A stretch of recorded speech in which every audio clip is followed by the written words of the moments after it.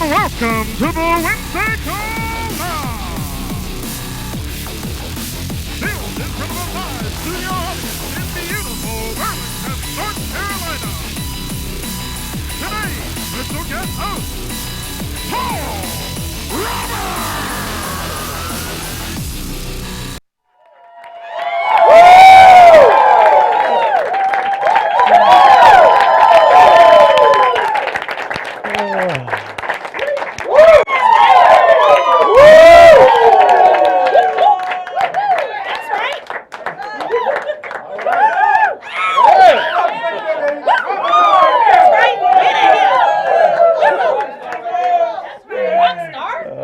I just want to see how long y'all can keep going. I'm fine with it.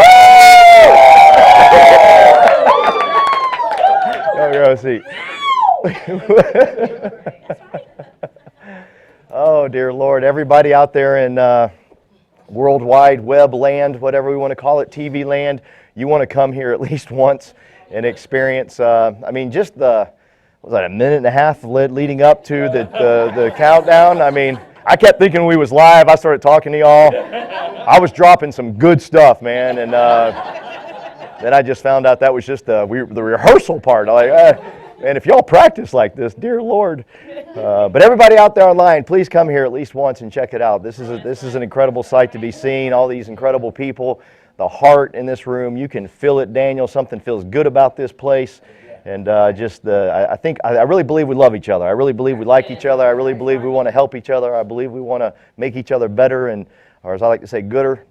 And I'm excited to be with y'all today and unleash some incredible people that are in my lives to you guys.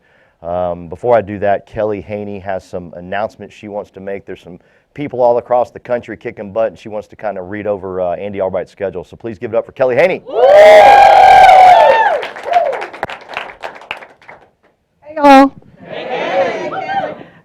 My name is Kelly Haney. First off, guys, wow. Wow. I can't thank Andy Albright and Jane Albright and Paul and Tamara for this amazing opportunity. Thank you all so much for believing in me and giving me this amazing opportunity to come speak to y'all today. I hope y'all brought your Kleenex, just pre-warning, because Paul's about to lay it down on you, so just saying.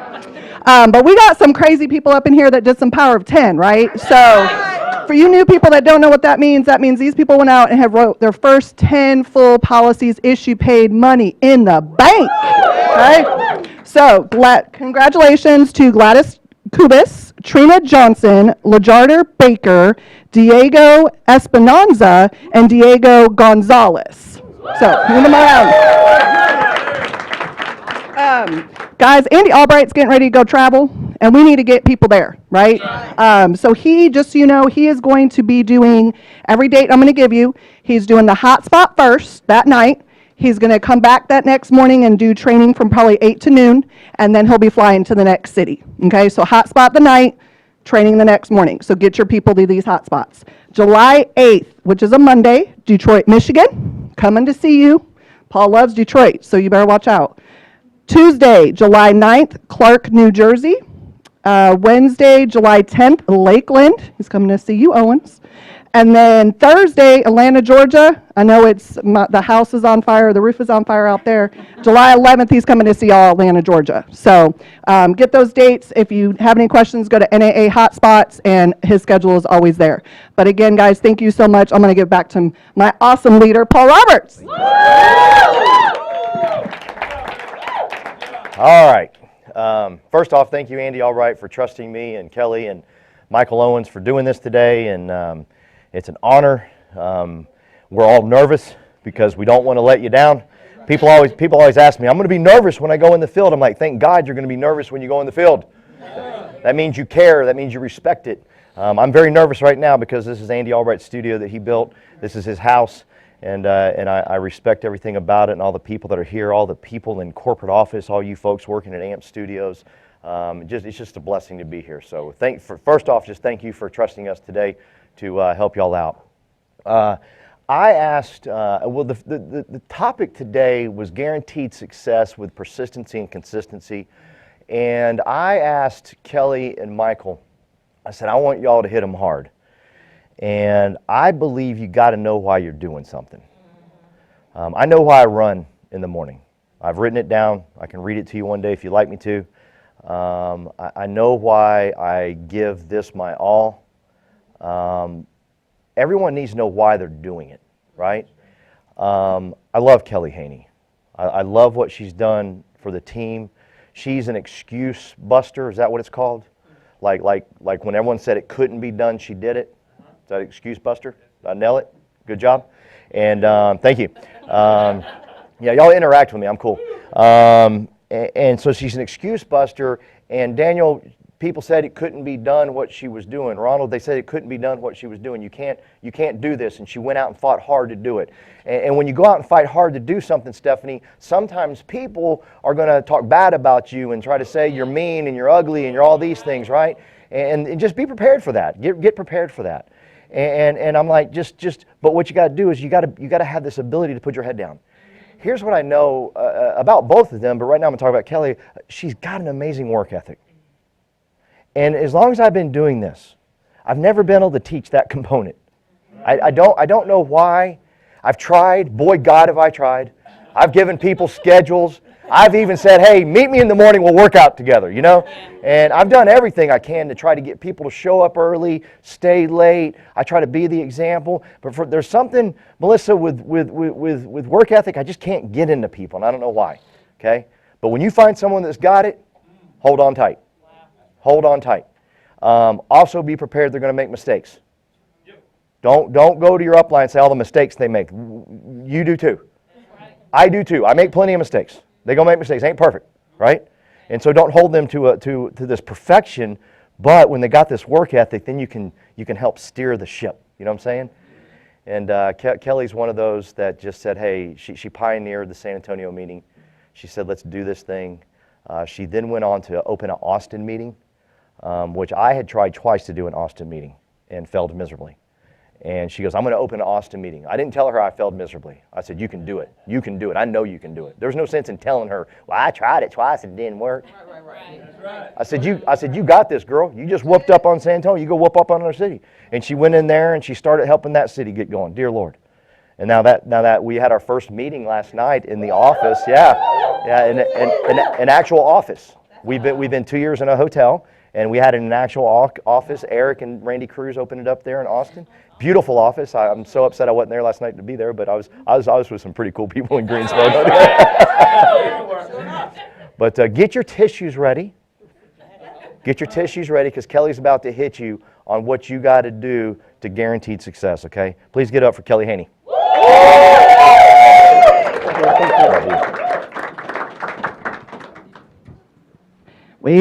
Okay. First off, I can't explain what this feels like. You guys need to fight for this, whatever this looks like for you. I wrote in a journal a year ago that I wanted to do a TWC with Paul. A year ago, I looked at my notes. I didn't know I was going to have the privilege to do it with Crazy Owens with me, but that's even better, okay? So dreams do come true. You get to speak with Owens. I mean, come on. Paul, I want to thank you and Tamara for believing in me, because the last year has not been easy for me, y'all. And they've put up with a lot of crud. Can I say crud? A lot of crud for me. And I haven't been the easiest to be around sometimes. But I know I can always call him, and he's going to help pick me back up and let me go on another day, because I'm not going to do that with my team, right? I'm not going to go through that. So why do I stay persistent and consistent every day? Why do I get up every day? Every day, we were talking with Marquise today, he's like, you're like a morning person. I said, no, I don't like mornings, but I get up because I know what's on the other side, right? I got to dial, I got to recruit, got to do the mundane, right? Because if I want to be flying around in jets like Andy Albright, I can't sleep in, right? This man gets up and he's texting me at 5 o'clock in the morning because he's out running. I can't be sleeping until 11 or 12 o'clock. That doesn't work, right? Now, when you have your own job, right, you have a job that you have to get up for and you do it. Well, what I find is when people come and do this, they don't want to get up, right? I thought I knew what my why was, but a year ago, a lot of things changed for me very drastically. I went through a very abrupt breakup, something I wasn't prepared for, but this team stood behind me. Andy, Albright, Jane, Paul and Tamara, Gay and Tim stood behind me.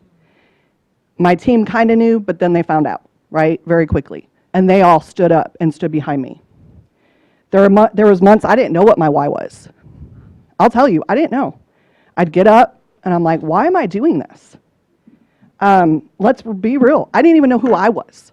So I wrote this to myself right after Elevate. So I want to kind of read it verbatim, because if I don't, it's not going to work. I started asking myself, why am I doing this again? Why do I go serve? Why do I do the mundane? Why am I so hard on myself? I write to you today to remind you where you came from, where you're going, and to remind you that it's okay. And you will be okay. But to let you know I've hated the woman I'm writing to. I've not loved her to full capacity. I want to make sure I don't do this again. I've not loved her and want to make sure that you understand I've fed her lies. I've told her she wasn't good enough. I've allowed others to tell her she wasn't good enough. Stop it. I've allowed her to be broken. I've allowed others to tell her she was not good enough. Stop it. All this was what had led her to who she is today and who I am. But I've allowed others to treat her disrespectfully. I'm telling you, stop it.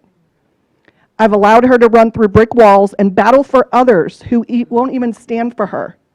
I couldn't stop individuals from abandoning her, yet I've seen her get up, stand to be the light to the world, love others despite all that, and would not change that.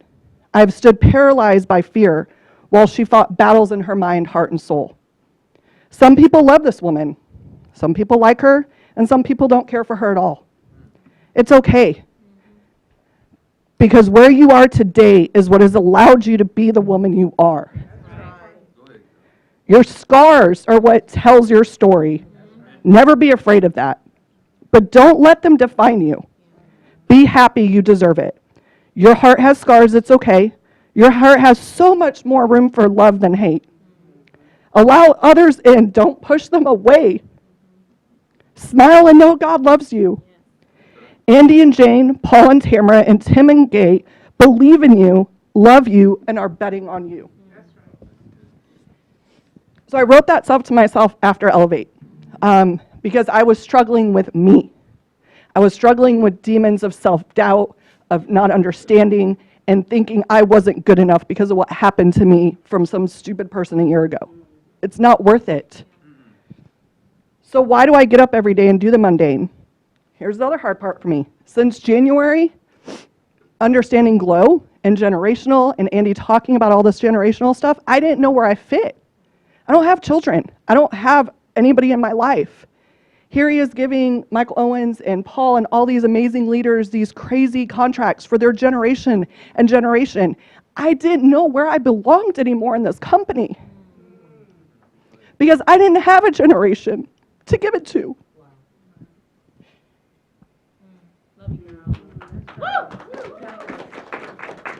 So I dug deep, and this is my why.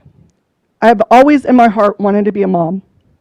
I've been called Aunt Mama, mom from my team. They call me mom all the time. Stepmom, but never mom. I tried having children, and my heart was broken 3 different times with 3 different angels that are in heaven. And I believe that those angels are looking down on me now and telling me to not listen to the people that told you that you can't have children. And this was not meant for you. This has affected me in a lot of ways in my relationships and pushing people away and everything that I've struggled with. And I will break those chains of my family history and my legacy in twofold. I promise this to Andy, to Paul, to Jane, to everybody that believes in me. First are my great nephew, Matthew and Peyton. I want to make sure that they have a life that they don't have to ask for anything. That they get to go and do the college that they choose. That their dreams are bigger than any other dreams that myself or my sister has ever thought of, or my parents. I want them to dream their biggest dreams and be able to provide that for them. I don't want them to have ceilings. And I know the Alliance will be able to do that for me. But with this said, there still was something missing.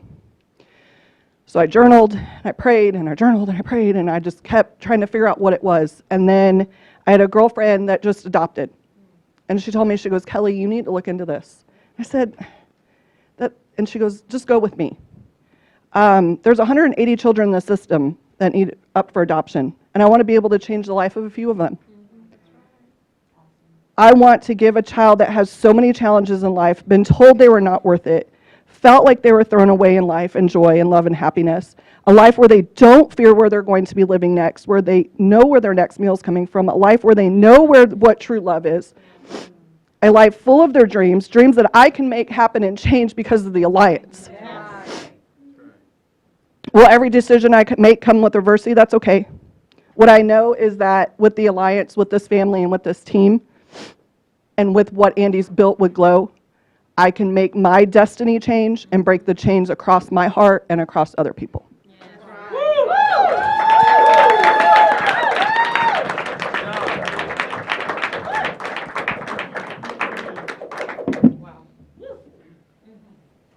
I said, tell me something I don't know about, and she did. Golly, I kind of thought she was going that route. I said, please tell me you're going to adopt, because I want to be there, I want to help. And I don't want to help to be there, but I want the Alliance to be there to help. I want the money she makes to be able to help, and I mean, there's other people in this country that are rich, single women. She's going to be a rich, single woman. What the heck? She can do the same thing, right? She's already agency manager. She's going to national manager. She's going to EVP. She's going to board member. Heck yeah. Heck yeah, man. She'll be flying around in her private jet with her little son, or girl that she adopted. I didn't mean to speak son into existence, but just whatever. But that's awesome. God, it's beautiful. Because we had talked before we got here. I said, hey, they need to know why you're doing this, man. You don't have kids. Tell them. Ah, thank you, Kelly. Thank you for sharing. That's beautiful. You got to know what gets you out of bed, man. Golly, years ago, me and Owen's been doing this for 14 years together now. It's been an incredible journey.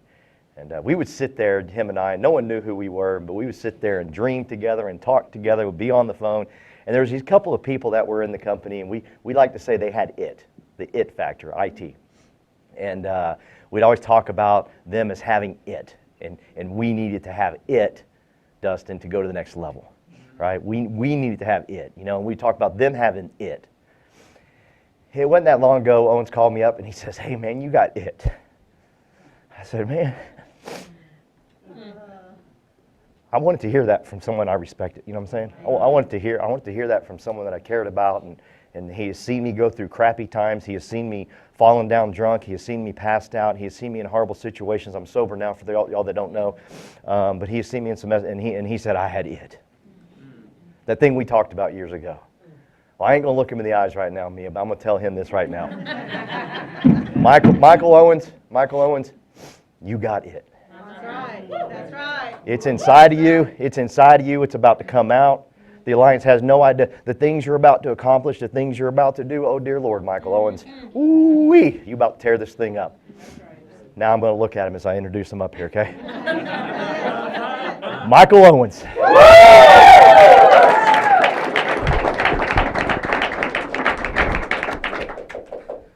I'd ask for a tissue for Kelly, I think.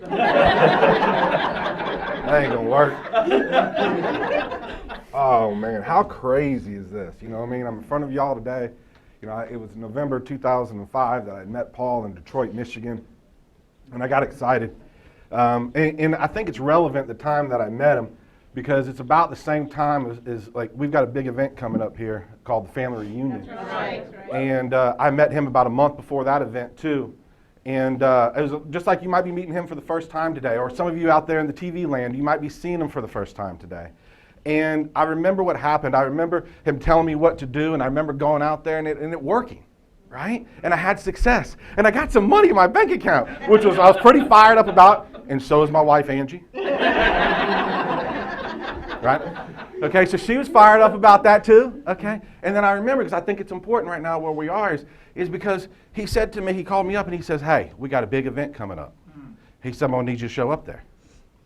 And I was like, say what? Like, I just got a few dollars in my bank account. What you talking about, fool? You know what I mean? He's like, you remember that money you got deposited in the bank account? He said, I said, yeah. He said, well, that's why you need to get there. I was like, well, I can't argue that. I'm pretty good at arguing, but I can't argue that. And then he's like, oh yeah, and by the way, I'm gonna need Angie to show up too. Oh. And I was like, oh, now you on thin ice. Like, that ain't gonna work. So we discussed it. Let me tell you how good Paul is. You know what I mean? Paul's been good from the day one, okay? You know what I mean? Like, he was smart with people, right? So let me give you some people skills, which he told me that day, okay? We talked about it, and we game planned about it, okay? And I went to Angie and I said, hey, listen, I'm going to need you to come down with me to this big national event. And she's like, and why would I do that, fool? Right? And I was like, hey, you remember the money got deposited in the bank account? She's like, yeah. I was like, that's why. I was like, it was going to work for me. Maybe it'll work for her. Right, so, but you know, we went down there, and January 2006, you know what I mean, this leader that you all see in front of him opened up his house to me. He didn't know who I was. He allowed me to stay there. We went to a national event, and I saw people that making money, having fun, making a difference, right? Like we were going to sing a family reunion. And so now, full circle, that I'm here in front of you, and like everybody looking at me right now, it's so crazy. You know what I mean? And then what's up with Kelly Haney calling me Crazy Owens? You know what I mean? Like, what up with that? You know what I mean? And I was like, that's crazy good, just to be clear.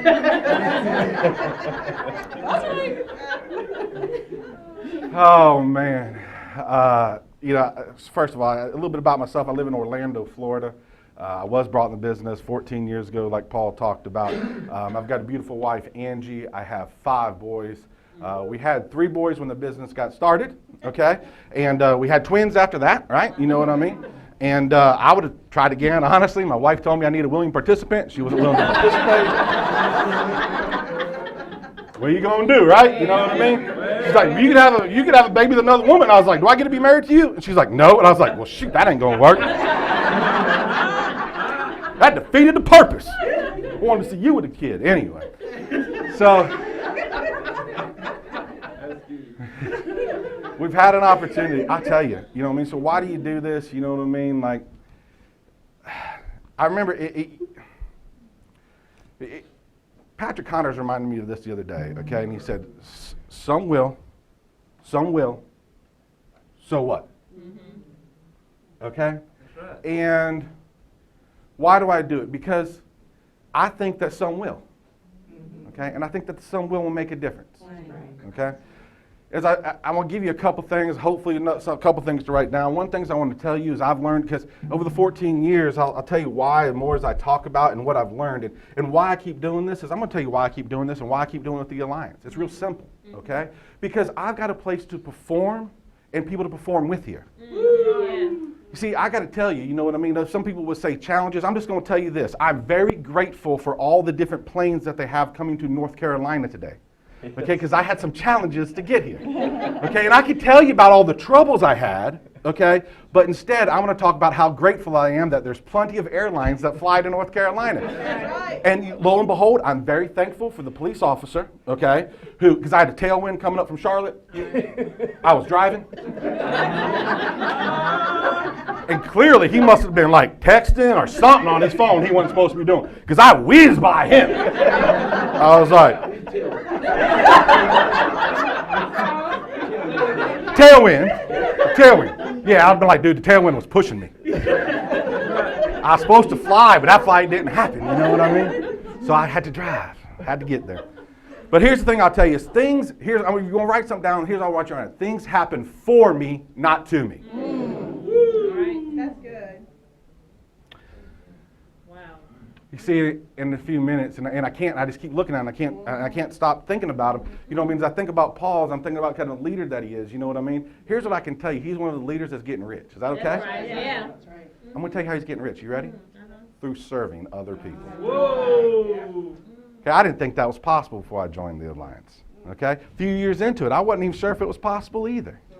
Okay, but now as I'm watching him serve people, I'm watching him help people, and I'm watching how much money that comes in and the relationships that start to build with that, man, I got to tell you, that's one of the reasons why I do it here at the Alliance.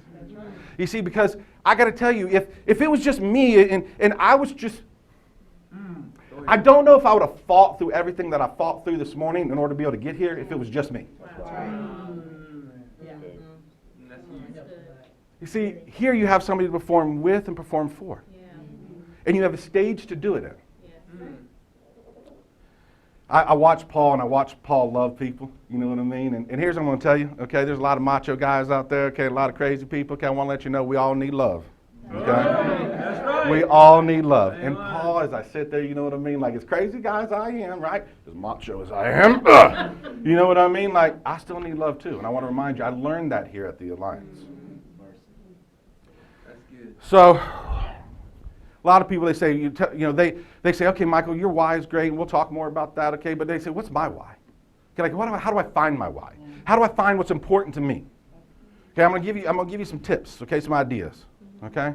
First of all, okay, you live 20-some thousand days in your life, okay, on an average life expectancy, okay? What if yours wasn't 20-some thousand? What if yours, if you knew that on over 700 days that you're no longer going to be here? What would you do different today? Wow. See, when you condense that time frame down to the 2 years, and when you know that in 2 years that you are going to expire, that you are not going to be here on this earth at least, okay, and your family will be left without you here, what are those things in that 2-year period of time of what you're going to do? What becomes important to you during that 2-year period of time? You see, for some reason, when you have all this time out there, and right, Andy talks about it, it's on the worst things that are out there, the biggest lies is you got plenty of time. Okay, but when you eliminate all those other years and you just put it down to 2 years, you go, what would I do in these 2-year period of time? You can fill out a sentence. The sentence goes like this. If I had this, I would do this.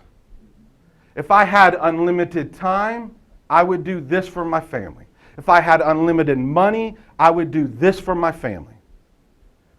If I had unlimited resources, I would do this. If I had unlimited staff, I would do this.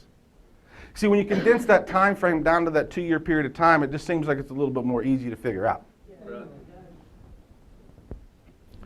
You see, what I love about the Alliance is that it gives me a place where I get to learn and associate. Okay? That's right. And you're going to hear us talk a lot about association. Okay? And association is a very powerful thing. And here's what I'm going to tell you. The key, ready? You're going to have to hear me out for this one, right? The key isn't so much the association. What? Now that's messing you up. I just said it was, right? Okay?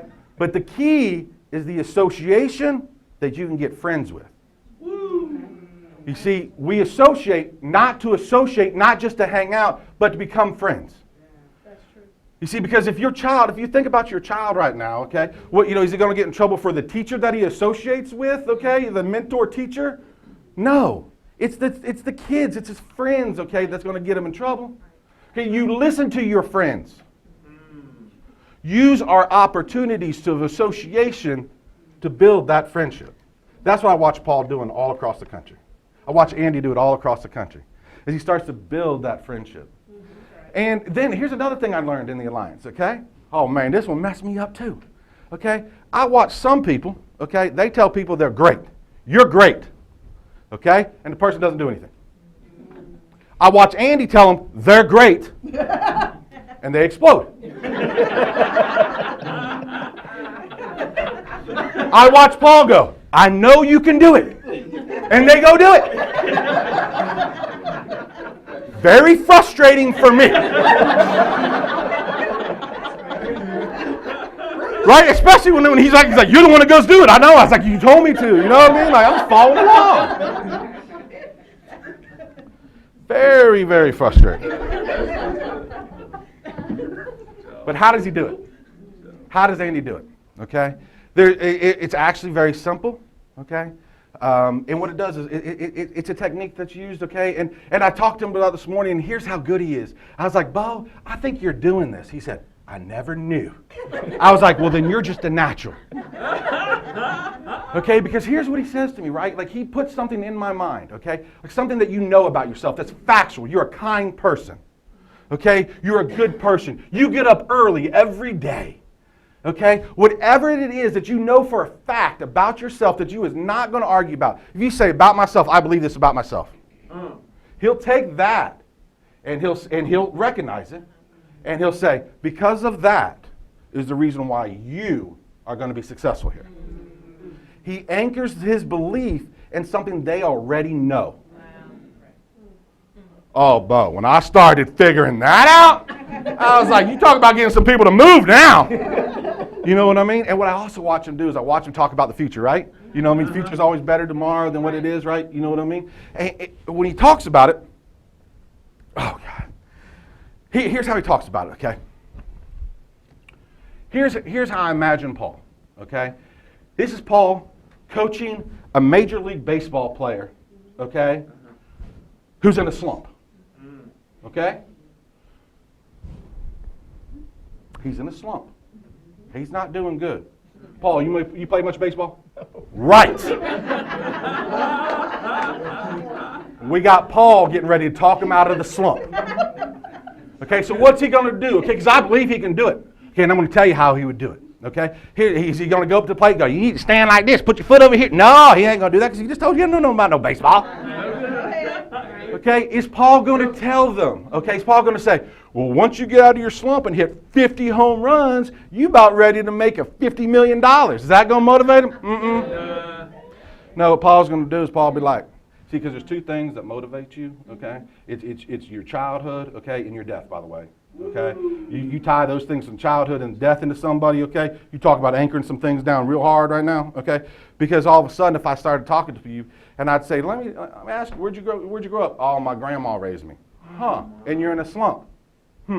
So your grandma raised you. So you get out of this slump, we're all of a sudden could we be in the Hall of Fame? Or we could be in the Hall of Fame. Now here's what I want you to picture. Here's Paul. Here's what Paul would tell him. Paul would be like, so when you're up there giving your speech and you're in the Hall of Fame, how's it going to be with your grandma out there in the audience? That's good. How is it going to be? He pictures the event of tomorrow and builds it before today. See, I can imagine him if he was a doctor, right? Okay? Paul, you're good at doctoring too, right? Okay. So now Paul's the doctor, okay? And he's got to deliver some bad news, okay? Here's the bad news. Guy's gone in, okay? Guy's gone in. He's got some heart problems. He needs to change his diet and eat. You know what I mean? I can just see Paul. Paul, look, I go, oh, this bad dude. Like, for real. Like, Bo, you got like 80-year-old arteries and you're like 30. Like, you keep going down the path you're going, right? It ain't going to make it. Now, here's what's going to happen, right? Most doctors, okay, not Paul. Most doctors give him some Crestor, right? Some, you know what I mean, some of that medication. Tell him to eat better and be on your way. Now, Paul's going to ask some questions. Paul's going to be like, so, you got any children? He'll be like, yeah, I got a child. You got a boy or girl? I got a girl. How old is she? 8 years old. Let me ask you, have you ever thought about what it would feel like for you not to be there at her wedding? Have you ever thought about it for another man to walk your daughter down the aisle? See, that's what I can imagine him saying to them. Okay? So when you get, I'm so excited, you get ready talking a little bit, right? You know what I mean? But these are the things that I started to learn over the Alliance. I learned about Paul talking to people. I learned about speaking tomorrow better than today. I also, see, some of y'all, so some people may ask, how do you believe in yourself? Some people don't believe in themselves, right? I struggle with it. You know you don't, you crazy. Yeah, I hear you. How do you believe in yourself? So how do you help a person, okay? Because this is what Paul's done for me, okay? This is what Andy's done for me. How do you help a person who doesn't believe in themselves? Okay, what is this? What can you do? Well, I'm going to tell you what you need to start doing is preaching the 80-20. You go, what's the 80-20? I know about 80-20. 80% of people doing 20% of the work. No. What you need to do, too, is start talking about, okay, and to yourself. You see, why people have self-confidence is because, real simple, they create victories and accomplish them themselves. Okay? And people want to talk about all the bad stuff that they did all the time. But during your day, I need 80% of everything that you're telling yourself is good. 20%, yeah, I get it. You're going to say, like, you need some correction. I get it. Okay? But if you're always correcting yourself all day long and things aren't good, no. 80% of your time is going to have to be spent in positive things about yourself. You know what I mean? So, like, let's say you were late to work, okay? You know what I mean? Because of the traffic jam. Here's what I want you to say. I got up on time. Did you see me eat breakfast this morning? Killed it. Got it done. In time. No problem. Look at me. Dressed. You know what I mean? Once I get to about 5 or 6 good things, I'll be like, and I was late to work. Right? That's my ratio. Right? But during the day, people that are self-confident, okay, what they're doing is they live up to their own expectations. They say they're going to do something, and then they do it. That's how you build self-confidence. It's small victories over and over and over. You say you're going to get up at 7 o'clock in the morning. You want to feel better about yourself? Get up at 7 o'clock in the morning. You believe all of a sudden you can do it. Why? Because it's a small victory that you can accomplish. What they've done is they've built a reputation. Their reputation of themselves is so good. They've built themselves a reputation. They're not worried. They're not looking at what you're worried about or what you're worried about the reputation. They're worried about their own, of how they feel about their reputation. All right, that's good stuff. I said, and I say it this way, I say tomorrow's greater than today. I could put it this way, your past is not greater than your future. Your past is not greater than your future.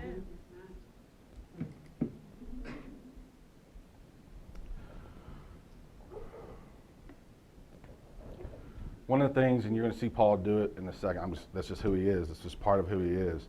And a lot of times when you get asked to speak or things like that, you want people to believe you. Okay? When you get in front of your group, you want people to believe you. Okay? And sometimes you're so worried about belief, okay, that them believe in you. What I would tell you, okay, is I would ask, this is what I learned over 14 years, okay? It isn't that they believe you. It's they believe your belief. Okay? Paul's belief in Andy Albright is so strong. That's the belief. It isn't what Paul believes is the answer, okay? It's his belief in the system that makes the thing work. Okay? So when you get a chance, by the way, you know what I mean? Because I was like, what am I going to tell him, right? You know what I mean? Here's what I can tell you. I believe in Andy Albright. That's right. I believe in the Alliance. I believe in this family. That's right. Okay? You see, across the country, I've got friends all the way across the country. Ain't nobody else can do that. Okay? You know what I mean? I've got opportunities to associate, not just to associate, but to become friends. That's right. That's good. Okay? You see, because I used to show up to associate, and I forgot about being the friend part.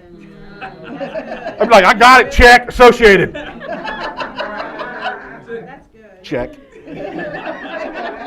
It ain't that clean, by the way. As it turns out, by the way, you can't run this business on text and email, too. You got to talk to people, you know what I mean? All this craziness, this relationship stuff.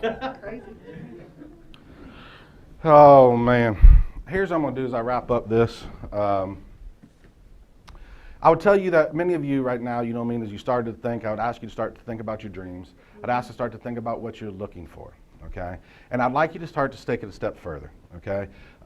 We've heard it before, okay, that says that if you want a car, okay, go look at drive the car, okay? Well, here's what I'm going to tell you, okay? Around here, it's not just the things you're looking for, it's an entire lifestyle of which you're looking for, okay? So I would encourage you, as you're growing your business, okay, I would encourage you to start experiencing that lifestyle, okay? What do I mean by that, okay? I mean, you know what? Go spend one night in a 5-star hotel to see what it's going to be like. Go ahead and let your wife experience what the spa is going to be like. For you ladies, go ahead and experience that spa too. And I don't know if y'all noticed, but my fingers and toes are done too. I'm just saying. I like spa time, mani-pedi. Macho men need mani-pedis too. I call it love. That's good. That's good. Oh man, what a journey. 14 years.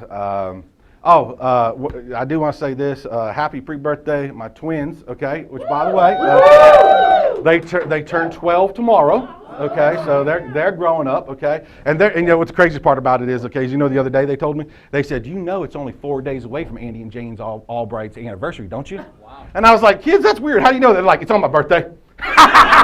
So tomorrow, Andy and Jane's birthday, anniversary, my kid's birthday.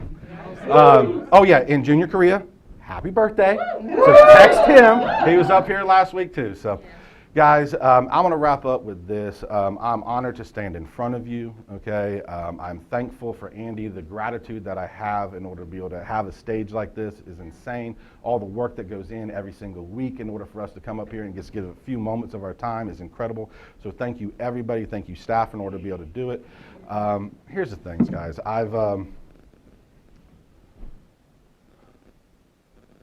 When Paul said that he had it, when I said that to him, he does. I don't know how to say this to you, but there hasn't been a bad day of my life that he's not involved in somehow. He's there, and he's trying to help. He said himself, he's not always perfect. I wasn't asking for that. I was just looking for somebody to try to help, somebody to try to believe in me. And I can tell you, is when when he comes up here, you know what I mean? I know he's about. I'm gonna be over here crying, okay? In case you need to know where I'm at. I'll be over here. Oh man. So I've watched this man, you know what I mean, raise an incredible family. Okay, you're gonna hear some more about that today. I've watched him have an incredible leader, or be an incredible leader. I've watched him raise incredible leaders across the country. A man that I respect is Andy Albright, and Tim Goad respect this man. Okay, Right. So I'm fired up. If we can, let's rise to our feet for just a quick second. Give him a round of applause.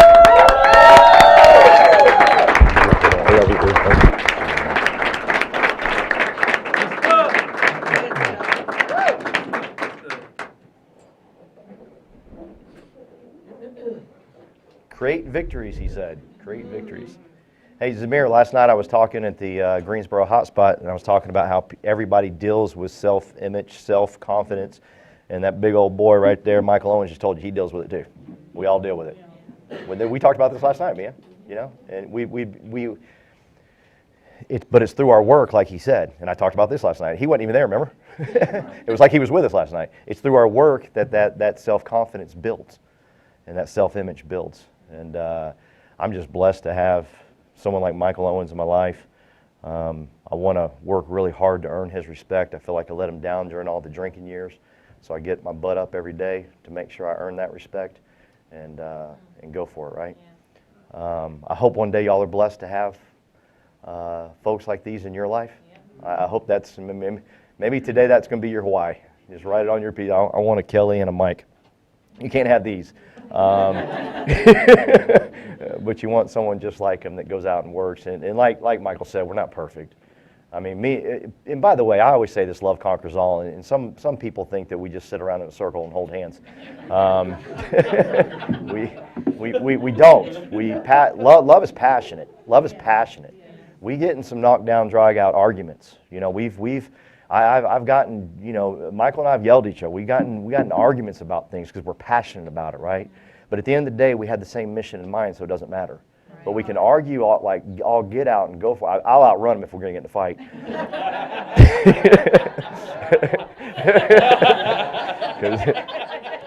Because he's way bigger than me. I'm just running. You know? I mean, I know that I'll outlast him there.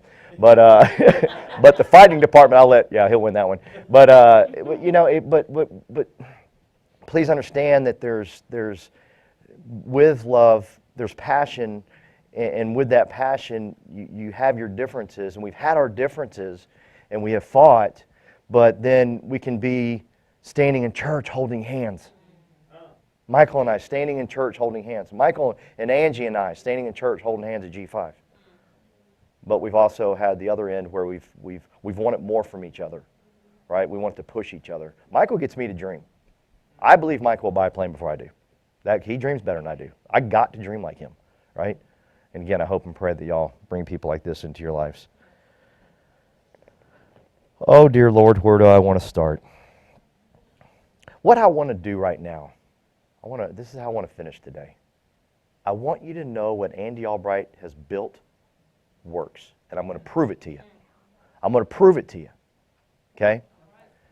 2005, I've told everybody I came here broke. Lost the cars, the house, just lost everything, right? Everybody knows that part. A lot of people know the part of May 28th, 2012 when I got sober, right? Life is supposed to be great. No. See, when you're drinking excessively, you're destroying everything around you. You are screwing up everything. It's not like you just quit drinking and all of a sudden the switch turns on and everything's just fun and awesome. God, I wish it was that way. Actually, I take that back. I'm glad it's not. I'm glad I suffered. Through suffering, I found out who I am. Through suffering, you'll figure out who you are. Quit asking for it to be easy. Go for the suffering. Because it's through your suffering you're going to figure out who you are. Billy, look, can you put that picture up, Billy? But when you yeah, look at that. That's me at the height of my drinking. I was about 230 pounds. I'm 172 right now. You know, why do you do what you do? Why did I get up this morning and run 10 miles? I think about that right there. Why does Kelly get up and work? Because they think about one time when they was broke. They're so freaking scared of it, they ain't ever going back. You with me? I'm so in fear of this. That's why I get up and do what I do. And now I've built a habit, and I don't even know I do it. I don't know I do it. I told you last night, I said, I'm going to run 10 miles. I said, nothing short, if it's anything short of double digits, I'm not going to be impressed with myself. And out there when I was running this morning, and by the way, I don't know if y'all are aware of this, but it's humid here. Yes. Did y'all know this? I'm being facetious. I hate when people say the obvious like that. I'll be up in Detroit running business in February, and people say it's cold. We're right by Canada. This should not be a shock. I'm kidding. But there was so much this morning where I had to negotiate with myself as I was running, because I kept saying to myself, I am not going to be impressed with myself unless I have anything short of double digits. So I got to 10. I got double digits. I was fired up about it, right? I had to run one more time around Hampton Inn just to get it. I was not happy about that part. Because I had to pass the entrance of the door, and I knew there was AC in there. One more circle. I mean, you got to beat yourself up if that thing would have said 9.82. That sucker says 10.0. Yes, right? The military, they say this: you don't rise to the level of your expectation, you fall to the level of your training. And that's what I'm going to talk about starting off in 2012. Okay? I fell to the level of my training. I didn't rise to my expectations. 2012, May 28, 2012, I quit drinking. I have now gone 2008, 2009, 2010, 2011, not paying taxes. Not paying taxes.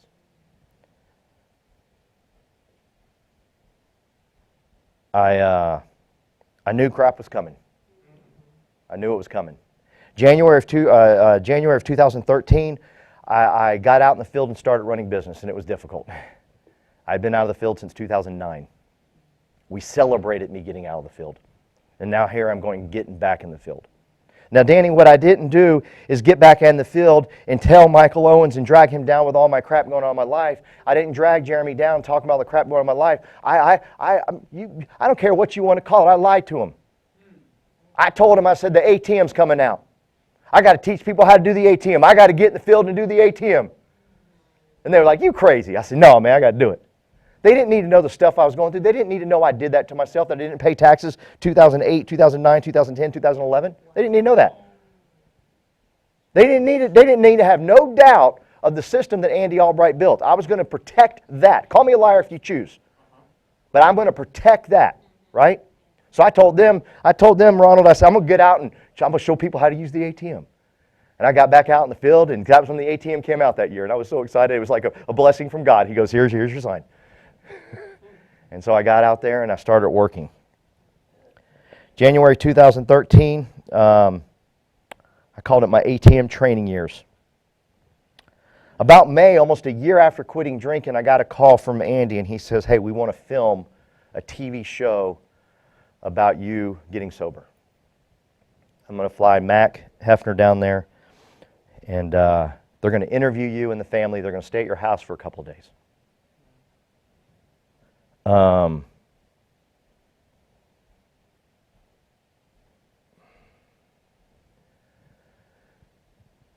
Our front room was destroyed because our dog had died, and I knew we were about to lose the house, and so I didn't fix it.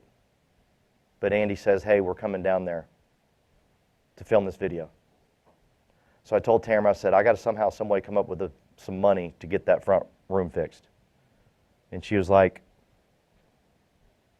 but I don't like saying their name, that group of people with 3 initials. I don't want them to show up. But she goes, that group's about to take our house. Why are we going to put any money into this house? And I said, I'm not letting Andy Albright down. He says he's coming down here to film a video. We're going to figure it out. So we got stained concrete. We spent $1,400 to get it fixed. Mac and them show up. And Andy said this to me. He goes, I know you got a couple cars. Can you just, drive them around? And my car was just so beaten up and a piece of junk. Tamara's was just an absolute mess, falling apart. So I rented them a car so they could drive around while they were there. I said, no, man, I love the fact they're coming down. What a blessing. I'm going to give them their own car and rent them a car. And I rented them a car so they could drive around while they were there. We're filming this video, and it's supposed to be a happy occasion, the fact that I got sober. And all Tamara and I can think about is, dear Lord, we're going through crap right now. And if you go back and look at Broken, you'll see how tired we were. We both look younger today than we did then. We were so mentally exhausted, so mentally tired. So I started talking to Mac the other day, and I started telling him these truths. I said, dude, we fixed that front room. He goes, all you had to do, Paul, is tell us not to film in that room. And I said, no, I wouldn't let Andy down. Not going to happen. He said, Paul, this is funny you're telling me this, because we would go home at night after interviewing y'all all day, and we kept asking each other, something's missing here.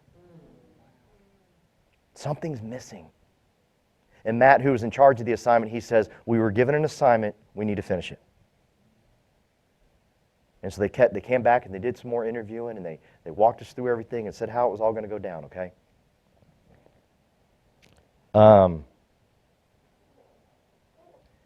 Keep in mind, there's a banner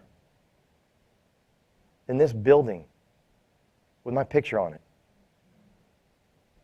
I'm not going to let this go down bad. No one's going to know this crap's happening. Are you with me? I'm out in the field. I'm kicking butt. I come up to an event here. There's like $100. And Mac says he remembers this like yesterday. I went to go pay Dustin, and my credit card didn't go through. And I said, hold on, I'll be back. And I went and got another credit card and came back, and that didn't go through. And the person that was running my credit card was looking at Mac going, this is Paul Roberts. What's going on here? And Mac was like, it's okay, man. Don't worry about it. I'm sure it's just something, he's probably traveling. He travels a lot. Bank's messed up. Mac had my back. Owens was talking about us having our backs. He had my back. I was trying to hold Andy's back. I was trying to hold the line so I didn't let this get out, right? I told my wife, Tamara, I said, we will not lose an employee.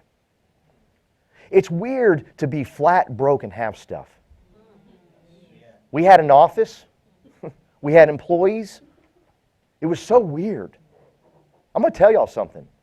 It was harder than being broke the first time. We had nothing the first time. Zero. No image to uphold, nothing. It was so much easier then. Second time was much harder because we had stuff. And I said, I'm not going to lose any employees. We're going to fight. 2014 is when it all went down. Those little boogers with 3 initials froze everything. This is when we found out we owed them $133,000.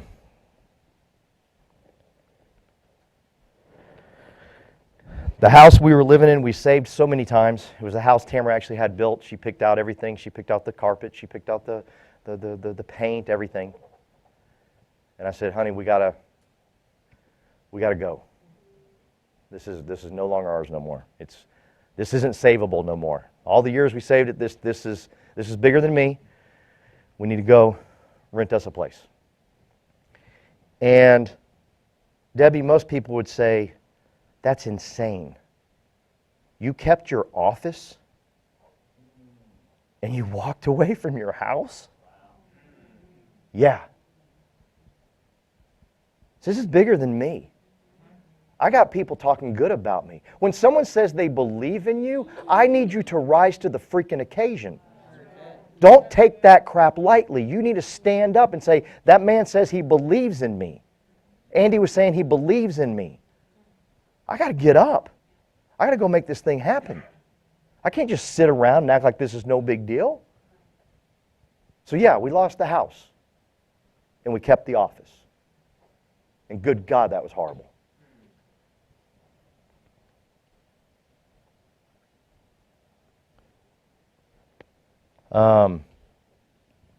we started going and looking for houses. And Tamara was like crying. She goes, we're supposed to be, everybody's celebrating us and telling us how great we are. We're supposed to be shopping for our new house right now, not going and renting a freaking house, right? And I knew how bad it was. I knew how shot our credit was through at this moment. I knew how horrific it was. And I was just finding anybody that would lease us a house. My wife was looking for a house that she would like to live in. I finally found this lady. I convinced her. I showed her all my paperwork. I had her come up to my office to see my office. I was hoping that would impress her so she would let me rent her house from her. Right? I mean, I had to work it hard. And she says, you know what? I talked to my husband and we thought about it and we're going to go ahead and let you rent our house. I was so relieved. I was so excited. I was so relieved. Thank God. But now I got another challenge. I got to go show Tamara this house. I was selling it hard the whole way there. I was telling her, sweetie, it's not going to be long. We'll be there a year at the most. A year at the most, baby doll. Just come with me. Just I need you to check the house out. We can't be homeless, sweetie. We can't be homeless. And we drive up to this house, and this house had no grass. And we were leaving this beautiful house behind. And she just started bawling. She goes, we can't live here. This ain't got no grass. I said, I'll put in the grass. I'll do it. Don't worry about it. I said, we got to keep moving. We got to keep moving forward. We can't let nobody know this is going down. We need to move now. We need to make this thing happen now. And she said, okay, please tell me you'll put grass in it. And you guys that know me, I'm not real big into manual labor. But I personally put grass in there. Me and my daughter, Randy, when I was telling this story last week, when I was telling Randy I was going to talk about this today, she said, she goes, I remember we put grass in it. One thing Randy says, she always made things seem fun when they weren't. I need some of y'all to do that. This ain't just for me. I need some of y'all to stand up when things are crappy and make it look fun around everybody around you. It ain't just me. There ain't nothing perfect about it. There's nothing special about me. Anybody can do this. I wasn't going to let them down. But I already let them down, clearly. But I knew without a shadow of a doubt I was going to rebuild this sucker. I knew with everything in my body this thing was going to happen. So they finished film Broken. Little did I know they were going back at night trying to figure out if they even wanted to run Broken. I was thinking, all right, good, we got that out of the way. Now I got to go run business. So I left and went and ran business, right? And left, we had a very exhausting time with them filming Broken because we had to explore some things that we had forgotten about. So we were crying, and all this stuff was going down. And now I got to go run business, right? And I went out for it. I went hardcore. And here's what I want to tell you. January of 2013 to August 2014 is all I was in the field for. And here's why I'm telling you this. Because I gave it my freaking all. I didn't dance with it. I didn't play with it. I didn't procrastinate. I didn't talk about it. I didn't analyze it. I didn't think about it. I didn't think of all the scenarios, the what ifs, the would do, none of that crap. Man, I said, I'm going to get in the field and I'm going to get out as fast as I can because I got to get back to building this damn thing. Right? So I went hard freaking core, 7 days a week. People telling me that I gave it my all. No, you didn't. You didn't give 10 freaking %. Because I've given it my all twice and I've pulled out of this. What Andy Albright built works. I've proven it twice now. Twice now I've proven this thing. Right? So, 2015 we moved into the rental house. No grass in the front yard.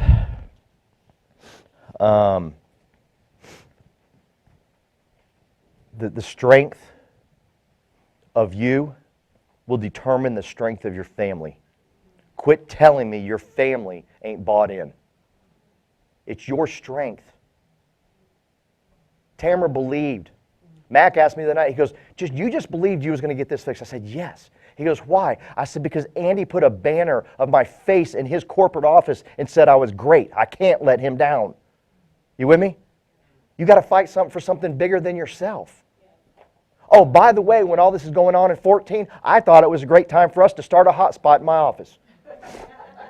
Why not add a little bit more? So I started a hotspot in my office, and it wasn't real popular when I did it, but I had to fight through some stuff. I had to fight through the blogs. People writing stuff on the blogs because they found out that group with the three initials, they did some stuff. They found some stuff. You can go find it. So they post about it. One guy says, Paul will be hitting the bottle soon. Paul will be back to the bottle soon.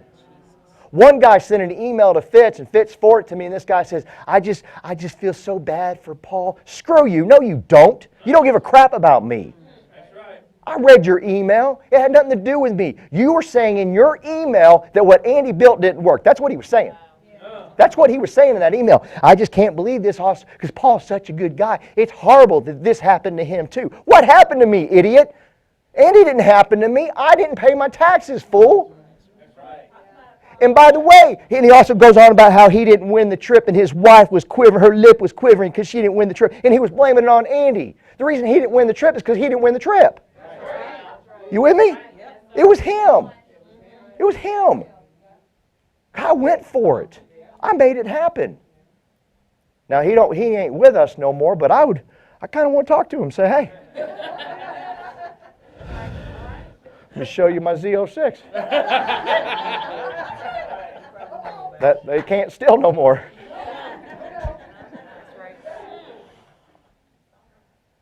I was on a mission to prove what Andy Albright built was right. I was wrong. I came here wrong when I met Fitz in 05. I was jacked up, messed up. Did pretty good. Made some good money. Made $414,000 in 08. Made over $500 in 09. 10 made over $500. 11, my drinking got out of control. I dipped below $500. My drinking got out of control. I dipped below $500. People be saying, did something happen? Did something change? Yeah, I did it. You with me? Own some stuff in your life. We're adults. Andy's built the system that works. Go out and get it. Make it work for you. But I'm pretty proud. I mean, I was kind of upset when I asked Carolyn Richter, my office manager, I said, will you tell me exactly when I was in the field? And she told me how long I was in the field. I thought I was there for 4 years. I said, are you sure it was only that short amount of time? And she goes, yeah. She goes, you were crazy. You ran all the time. You would run all the way up to a hotspot, show up at a hotspot, be at your hotspot on time to run your hotspot after you just ran business. People call me and say, I can't make it tonight because I'm going to run some business. What the heck?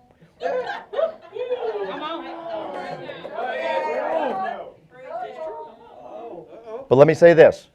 I said it in the beginning. You fall to the level you're training. My very first meeting I got here, or the second meeting I should say, because Tamara went to the second meeting.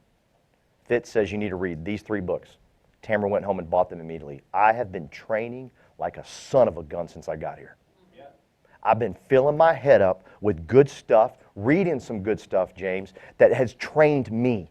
That way when I hit this wall in 2012, I only fell so far. That's right. That's good. That's good. I had a person, no kidding, she just quit and she said, I've given it my all. No, you ain't. You haven't given nothing your all. There's not oh, you've given Facebook your all. That's about all you've given. You haven't given nothing else your all. Nothing.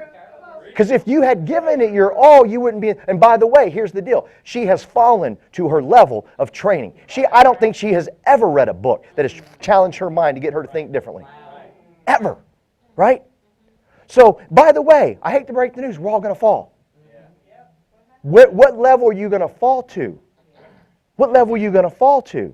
Are you reading great books that are challenging your mind to get you thinking differently about situations? That way when you're inside a home, you're checking everything out. You're slowing down. You're watching everything, right? What level of training are you putting yourself through? What level? Right now I'm putting myself through some crazy levels of training when it comes to running a marathon. I'm going all out right now, right? And I'm feeling it, baby. Oh, God, I'm feeling it. But I'm getting stronger and better and gooder. So 2015, I'm going to do something a little weird here. That was 2015. We moved into the rental house. We put grass in it. At this point, I'm pretty certain Andy Albright put Tim Goad on a suicide watch for me. He had Tim Goad call me about every day, make sure I was okay. And thank God, thank you, Andy Albright, for putting that man in my life, because he would do what Michael just said. He just kept speaking my future. He kept speaking my future. He kept speaking my future. He kept speaking my future. He kept speaking my future. But now I want to jump all the way to 2018. This is, and I'll get to that in a second. December 31st, 2018, I ran a marathon, and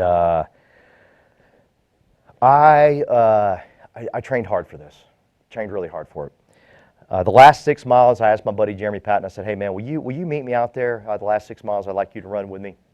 I said, I'm probably going to keep a pace about 9:40, 9:45. I think you can hold that pace. And he trained so he could hold that pace with me. And I said, as I come around the last lap, you'll see where I'm at, and we'll be able to hook up, and you can run with me. And something happened to me out there. I don't know what. I just, it was crazy windy, brutally cold for us people in Dallas. So brutal is relative to where you are. And and I saw him, and he saw me walking, and I hated every second of it. But I had to finish that race. So I hooked up with him. He says, how you doing? I said, I'm not doing good, buddy. And I got tears in my eyes, and I said, man, I don't know, man, I'm just not doing good. And it's cold, and I want to quit. My body's shaking. I want to throw up at the same time. Everything sucks. And thank God I had a person like Jeremy Patton say, we got this. And Jeremy, for the next 6 miles, got to watch this man negotiate quitting over and over and over and over and over again. I think it's going to make him a better leader in this business, because he watched a man negotiate with himself for 6 miles and talk to himself, cry out loud. And then I made almost the worst single mistake any person can make, and this is what causes everybody to quit. Are you ready? I started to feel sorry for myself. You go down that route, God help you. God help you. It's a spiral I don't know if you can come out of. The moment you start feeling sorry for yourself on anything in life, this ain't about running, guys, anything in life, you get yourself out of that position and you say, no, I ain't going there. I ain't going to feel sorry for myself. Like Michael said, you got to get up and take a shower this morning. You got there. You were able to dress yourself. You were able to do those things. Pull yourself out. But I was going down that route. I started thinking to myself, and I said it out loud to Jeremy. I said, dude, I ran 2 23-mile runs before this marathon, and I killed it. I ran a 25-mile trail run, and I crushed it. And I'm out here dying, Jeremy. Jeremy didn't acknowledge it. He's a good leader. He says, we got this, Paul. Just keep walking. Or keep running, keep running, keep running. And we just kept running, and we kept running, and we kept running. And then as I kept running, I said, no. What I did in 2012, 2013, 2014, 15, I ain't no freaking quitter. I ain't no quitter. I'm going to keep going. I'm going to finish this thing. I'm going to make this thing happen. And I did. We crossed that finish line, and and we had a lot of people from our team there, and I loved it. That was great, but I couldn't wait to hug Jeremy Patton. I said, thank you. Thank you for staying with me, man. Thank you. And I just bawled like a baby. It had nothing to do with that race. It had every other demon in my life where I wanted to quit, where I didn't want to go no more. And I just wanted to give up on life. I said, no, I ain't a quitter, man. I ain't a quitter. And I got real mad because I didn't hit the time I wanted. So that night I signed up for another marathon. Really, really stupid. Really stupid. But I ran it. I ran that next marathon, but I should have gotten some coaching.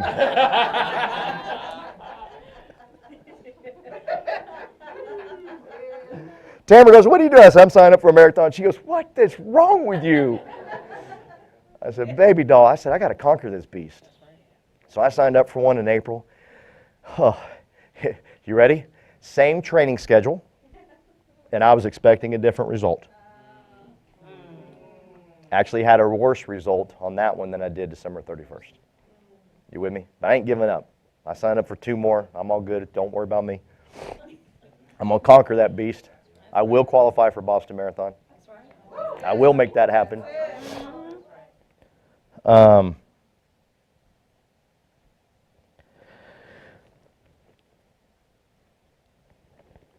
Biggest lie you'll ever tell yourself. You ready? Just the way I am. It limits you. It limits you. It destroys you. It takes everything away from you. I'm begging you to quit saying those words. That's just the way I am. No, it's not. There's so much more inside of you. There's so much more inside of every person looking at my face right now. Out there in World Wide Web land, I'm telling you, there's way more inside of you than you could ever possibly imagine. When I finished that marathon in Waco, the second one I ran, I impressed the heck out of myself. I took off my shoes and I had blisters on the balls of both of my feet that were, no kidding, this thick. I looked down at my feet and I go, I'm pretty good. Because for 7 miles, I ran on these suckers, you know? And I knew it was painful. And what was amazing is when I crossed the 26.2, I could no longer walk no more. The reason I'm telling you that is when you fixate on a goal and go get it, go get it. Fixate on that goal. Go get it. It's amazing that I gave up. Everything in my body gave up at 26.2. And thank God my good friend Jenny was there. She pulled up in a golf cart. I don't know where she ended up getting this golf cart from. I call her my crazy Indian, and seriously, man, she just pulled up and I was like, I ain't going to argue with this. Only she could pull that off, right? My purpose of telling you that is you better have some good people around you.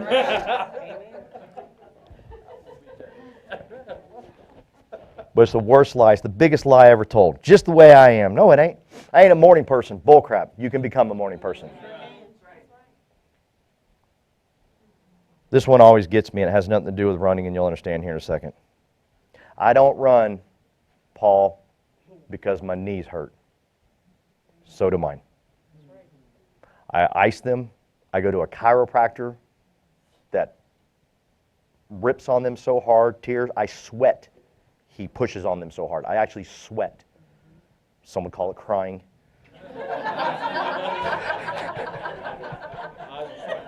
But I sweat.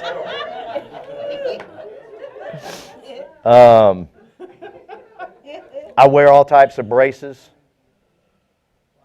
No, do me a favor. Just tell me you won't run. And the reason I'm saying that is in this business, it breaks my heart when people say, well, I'm a single mom, I can't. I'm a single father, I can't. Just say you won't. Quit lying to yourself. Because the moment you quit lying to yourself is the moment you go to another level. It's the moment that God says, you're ready to go to the next level. You're done lying to yourself. Thank you. God bless you. Time to go. Time to go to that next level. You with me? Seriously, all the time. What do y'all think? I'm 49 years old. Y'all think nothing hurts when I'm out there? I'm trying to figure out this delusion that people have. I just say, hey, this is so much fun. Whee! I am currently running with plantar fasciitis. I ran 10 miles this morning with plantar fasciitis. And people tell me, I had to give up running because I said, that's funny. I ran 20 miles the other day with it. Oh, why did you just say you won't? Why don't you just say to me you won't make dials, you won't run appointments, you won't sacrifice? Just say that. Because the moment you start admitting those truths, everything in your life will start to come around. That's all you got to do. And I swear to God, there's so much more in so many of you. All of you, I should say. Me too, me included. I'm not giving it all I got. There's more inside of me. I want y'all to wake up every freaking morning and amaze yourselves. Impress yourselves. Notice I said that I wasn't going to be happy of anything less than double digits. I had to get to 10 miles to impress myself. I had to amaze myself. I didn't do it for y'all. I want to amaze me. Right? Well, and my wife. I get fired up when she gets excited about something. When she called me a machine this morning, I was like, all right. I really rose to 5'11". I love it when she calls me. So I do it for her and me. But if she calls me a machine, just make a note of that, Tamara. I was ready to go beat somebody. I couldn't beat nobody up, but I was going to beat someone up. I'm a delicate flower, just to be clear here, okay? Remember, I'll outrun you. I forgot where I was going with that. What was I talking about, Tia? Yeah, thank God bless you. So just admit what just say, no, I choose not to. I won't. Right? But get out of that lie of that's just the way you are. Because I think you're meant for freaking greatness. I think God made greatness. I think you're greatness. I don't think it's an accident, Zamir, that you and I are together. Marquise, I don't think it's an accident we're together. You with me? Debbie, I don't think it's an accident. We got a mission now. We got something to do. This is not an accident. And because now it's not an accident and someone has said they believed in us, we got to give it all we got. I've proven it twice. This thing works. Right?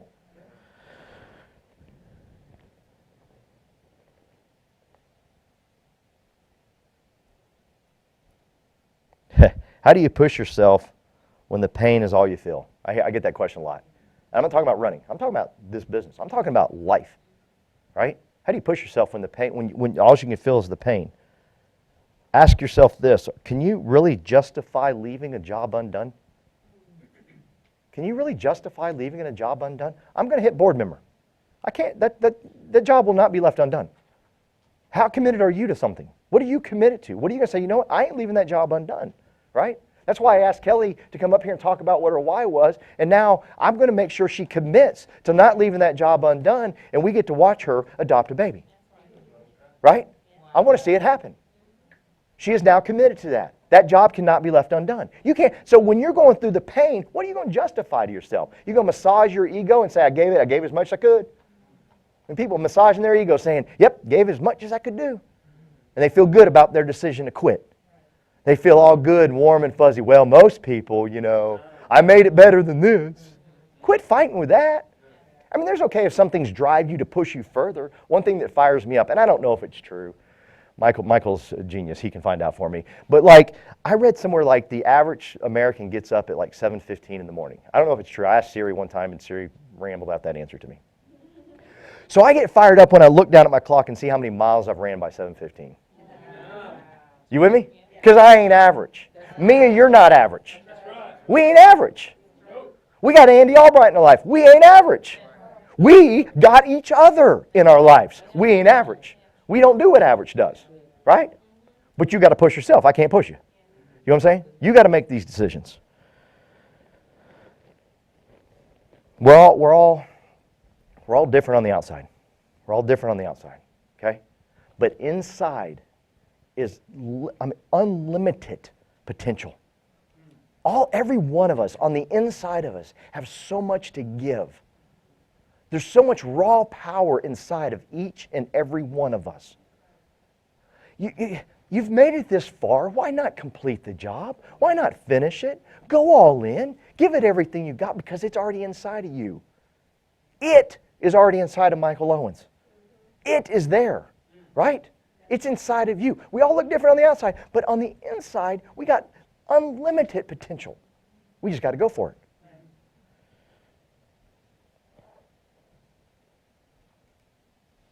And by the way, I'm not all for this less effort, more stuff. I'm fired up that things are hard. I'm fired up about it. I'm about done of all these stupid phone calls I get from other insurance companies basically telling me I can sleep all freaking day and get rich. That's basically the little pipe dreams they give you. I mean, I don't know about y'all, but in Texas, we get like 200 messages a day. We're going to give you an assigned territory. I'm thinking, bro, I suck at selling. Why are you going to give me assigned territory? You don't even know me, bro. I mean, God, I hope you're not calling some of my other agents that can't close the door and tell them this because they ain't good either. You know what I'm saying? I shouldn't have said that, Paul. Dear Lord, please forgive me. Love conquers all. Love conquers all. Love conquers all. We all make mistakes. But I'm not in for that less effort bullcrap. I'm not. I want more. Give me more. I want to rise to the occasion, don't y'all? I think we're a bunch of freaking winners. We ain't average. So when we get those phone calls, we just laugh at them. We're going to give you a signed area with an exact amount of leads and know this and know that. And you can do it over the phone. And you can sleep all day. And you can play Xbox. And you can do this. And it's like, what? You know what I'm saying? The people that sign up for that, give me hard. Give me hard. Give me something I got to put effort in. That way at the end of the day, I feel freaking good about who I am.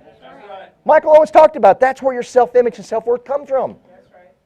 It comes through the suffering. It comes through saying, look what I did. Look what I did. Look at me, right? And you get to look in the mirror and say, I'm one bad dude. I love when Doc Rock gets all fired up. He looks in that mirror every morning. I'm one bad dude. And we all laugh and think it's cute. But what he is saying to himself is, no, I'm not from where my mom came from. I'm different than her. I'm one bad dude. This isn't a funny talk we all laugh about. He's seriously telling himself, I'm a bad dude. I need you to look in the mirror and say, I'm a bad dude. That's right. I got this. I can, give me a challenge. Hook me up, right? Put me in. Calm down, Paul. You gain knowledge through suffering. I've already told y'all that, right? That suffering that I had to do, that suffering that my wife had to do. See, my wife's a bad woman. because she went through that crap too. It wasn't just me. And I'm watching her conquer all types of stuff. I wake up in the morning and she'll be reading to herself out loud. Oh, dear Lord, that warms my heart. I watch her coaching people and talking to people. And she makes all these friends with all these places she goes to, right? She suffered. She suffered hard. There was times where she didn't get out of bed. What did y'all think, that she just had dinner ready for me every freaking night I got home? No. She was just as depressed as I was. She was in the same freaking battle I was. There was a point in time where she didn't get out of bed for a couple of weeks because she was so depressed. And I'd be like, I've done this to her. I did this to her. I got to get out there and work my butt off to give this beautiful woman, this queen of my life, I got to give her more. I got to make this thing work for us, right? We suffered. We suffered hard. And because we suffered, we still fighting. You know what I'm saying? Because I don't ever want that to ever happen again. That hangs in my office. My oldest daughter, Tori, goes, why do you put that in the office? I said, I want to remind myself. I don't want that to ever go away. I want to remind myself of how bad it was. The day that I filmed that, I was drinking tequila. And my insides were so jacked up from all the alcohol. I remember bending over because they asked me to bend over to do something, and everything hurt all through here because I had so much liquor poison going on in there. So yeah, I'm going to look at that. I'm going to remind myself of that. Through our suffering, we figure out how strong we are. I don't want you to be like sick in the head and ask for suffering. Okay? Don't call me up and say, man, I ran straight into a brick wall today, Paul. Man, that hurt. And then I turned around and did some bench press, and, I dropped a weight right on my toe. I just went boom, I ain't asking you to do that. But what I am asking you is when it hits you, you're going to fall to the level of your training. What books are you reading to get you out of that crap? What's going on in your life? The mind, I'm telling you, your mind is your worst enemy. It's telling you what you can't do. I'm telling you what you can do. You got to tell your mind, Dustin, what you can do. Don't let your mind control you no more. You're the boss. You're in charge. You tell your mind from this day forward, I'm the boss. Hey, mind, sit back and watch how great I am. Sit back and watch me run this marathon. Sit back and watch me build a business as a single woman. Watch me, mind. Quit messing with me. I'm going to win this thing. Other people call it the enemy, whatever you want to call it. I don't care. But you tell your mind from this day forward, you bad to the bone, and you're going to take over this world. Right? Tell it.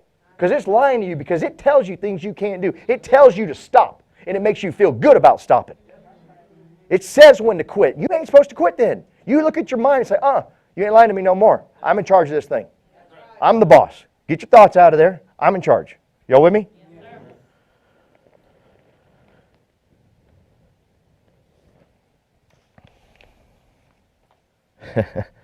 This is how the mind works. We'll focus on the one thing that's jacked up.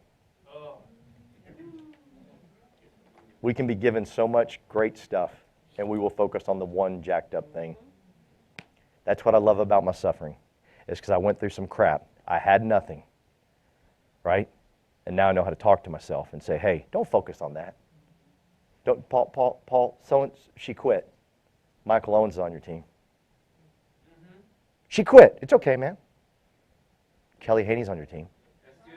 You with me? Don't focus on the one thing. Focus on all the great stuff you got.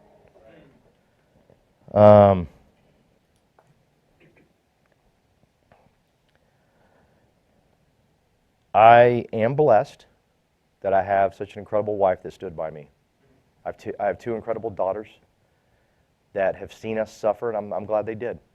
I hear a lot of people say, I just want to give my kids something different. I don't know if you do. I don't know if you do. Now, I did make things fun. I did act like, putting grass in there when we shouldn't be putting grass in there. I didn't even know where to go. I drove up to Lowe's. I said, I need grass. Where do I get that? We ain't got grass. That's where you get grass. I don't know where to get grass. You know what I'm saying? I mean, it's just a mess. But you got to make it fun. Everybody don't got to feel your suffering. They didn't create that. I created that. Michael didn't need to know I was going through this. I'm sure he kind of knew because he was a little bit like, why are you in the field? You was never good when you went there the first time.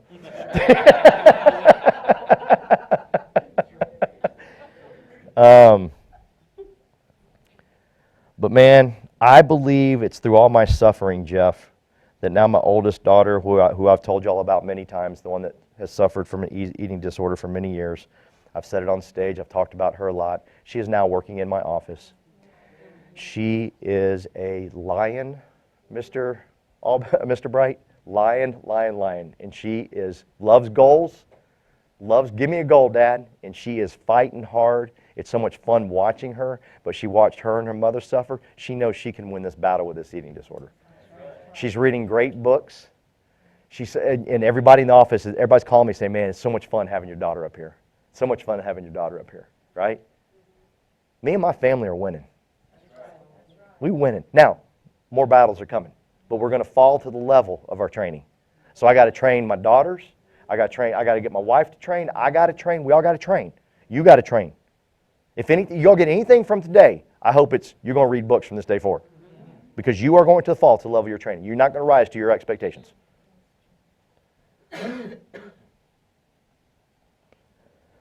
I'm on a mission to get people to believe they can do stuff they've never done before. To get people to believe they can do way more and accomplish way more than their brains believe.